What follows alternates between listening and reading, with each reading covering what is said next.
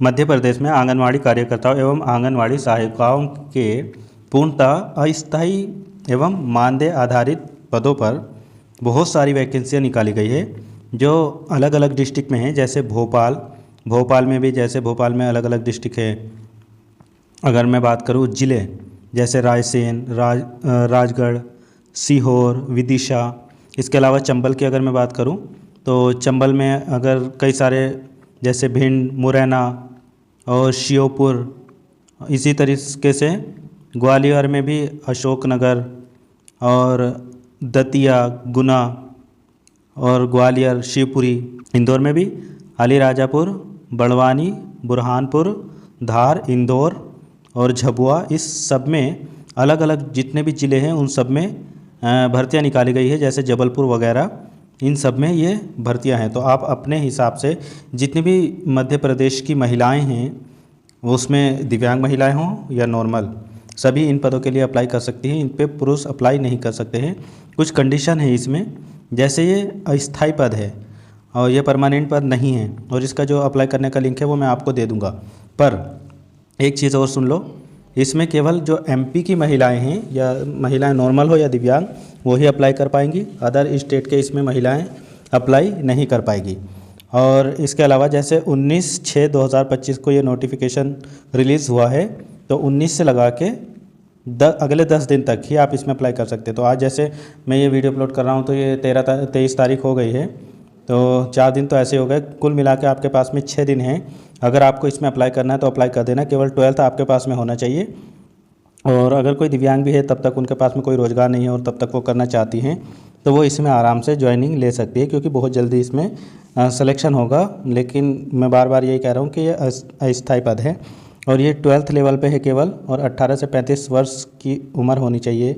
देखो, मैंने पहले बताया था कि जो दिनांक इन्होंने दी है उसके 10, जब से नोटिफिकेशन जारी हुआ है तब से 10 दिन की अवधि में, तो कुल मिला के आपके पास केवल और केवल 6 दिन बचे हैं।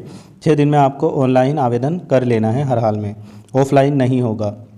और जितने भी आपके सारे डॉक्यूमेंट्स हैं वो सब डॉक्यूमेंट्स आपको ऑनलाइन ही अपलोड करने हैं। और उसका जो प्रिंट आउट मिलेगा आपको, उसको अपने पास में रखना है। अगर उसको नहीं रखेंगे तो फिर उसके बाद में दिक्कत आ सकती है। अब इसमें आवेदन करने का जो आपका शुल्क लगेगा वो 100 रुपये शुल्क लगेगा। बाकी इसमें दिव्यांग के लिए मुझे लगता है कोई छूट तो दी नहीं है इन्होंने। नोटिफिकेशन में भी कुछ ऐसा नहीं है।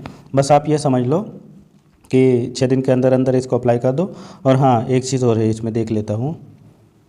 रिक्त पदों की पूर्ति हेतु आवश्यक योग्यता एवं अर्हता है। जिस ग्राम नगरीय क्षेत्र के वार्ड में रिक्त पद की पूर्ति की जानी है, आवेदिका ग्रामीण क्षेत्र में उसी राजस्व ग्राम एवं शहरी नगरीय क्षेत्र में उसी वार्ड की निवासी होना अनिवार्य है।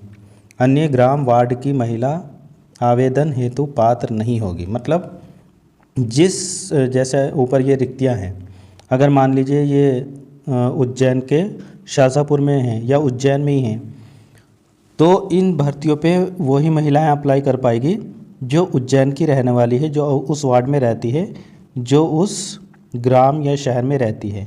ठीक है। और ये अगर मैं टोटल पद की बात करूं तो इसमें जो सहायिका के पद है, आंगनवाड़ी सहायिका, उनके 17,477 पोस्ट है।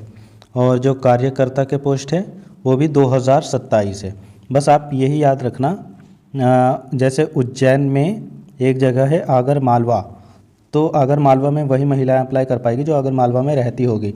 इसके अलावा अगर देवास की महिलाएं यहाँ पर अप्लाई करना चाहेगी तो नहीं कर पाएगी, या किसी और दूसरे डिस्ट्रिक्ट की महिला यहाँ पर अप्लाई करना चाहेगी तो यहाँ पर अप्लाई नहीं कर पाएगी। जैसे इंदौर में बुरहानपुर है, तो यहाँ पर ग्वालियर के शिवपुर की महिलाएं अप्लाई नहीं कर पाएगी। यहाँ पर केवल वहीं की महिला अप्लाई कर पाएगी जो वहाँ की निवासी होगी। तो इन्होंने ये साफ साफ लिख दिया है कि जिस ग्राम नगर क्षेत्र वार्ड की महिला होगी और उसमें रिक्ति है तो वो महिला वहीं की हो, और किसी वार्ड की या और किसी ग्राम की होगी तो वो अप्लाई नहीं कर पाएगी। और इसमें दिव्यांग हो या नॉर्मल सभी अप्लाई कर सकते हैं, तो इसमें अप्लाई कर देना। बहुत परमानेंट वगैरह तो ये है नहीं है, तो इसमें ज़्यादा बताने के लिए कुछ है भी नहीं। मैंने इसलिए ये वीडियो बना दी है कि जो इच्छुक है, जो चाहती हैं, जब तक उनको रोज़गार नहीं मिल रहा है तो तब तक कुछ करना चाहती है। और ऐसा नहीं है कि परमानेंट नहीं है तो आपको लगने के तुरंत बाद हटा दिया जाएगा, ऐसा नहीं होता है।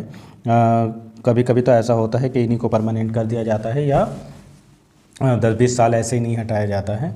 तो अगर आप इच्छुक हैं तो ज़रूर इसका फॉर्म भर देना। बस 6 दिन आपके पास है, इन 6 दिनों में आपको फॉर्म भर देना है, आगे डेट इसकी नहीं बढ़ेगी।